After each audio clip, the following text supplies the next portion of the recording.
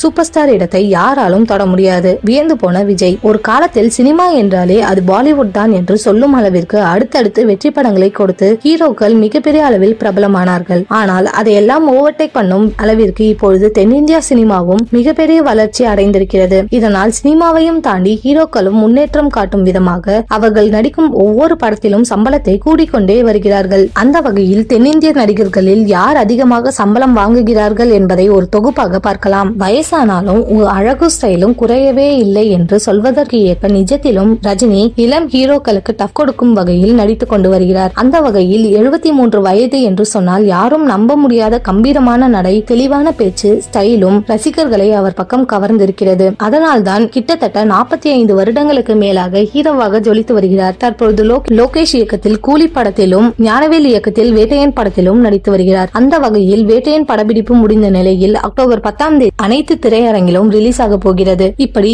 இந்திய சினிமாவில் தவிர்க்க முடியாத நடிகராக வலம் வரும் இவர் தென்னிந்தியாவிலேயே அதிக சம்பளமாக ஒரு படத்திற்கு 280 கோடி பெற்று வருகிறார். ஆட்ட நாயகனாகவும் வசூல் மன்னனாகவும் ஜொலித்து வரும் விஜய் அவருடைய 69வது படத்திற்கு பிறகு சினிமாவிற்கு முற்றுப்புள்ளி வைத்துவிட்டு அரசியலில் கவனம் செலுத்த போவதாக அறிவிப்பை வெளியிட்டிருக்கிறார். இதை கேட்டு ஒரு பக்கம் ரசிகர்கள் சந்தோஷப்பட்டாலும் இன்னொரு பக்கம் இனி இவருடைய நடிப்பை பார்க்க முடியாது என்று ஏக்கத்துடனும் இருக்கிறார்கள். இருந்தாலும் மக்களுக்கு ஏதாவது நல்லது செய்ய வேண்டும் என்பதால் 200 கோடி சம்பளமாக வாங்கும் சினிமாவை விட்டுவிட்டு அரசியலில் நுழைய போகிறார்.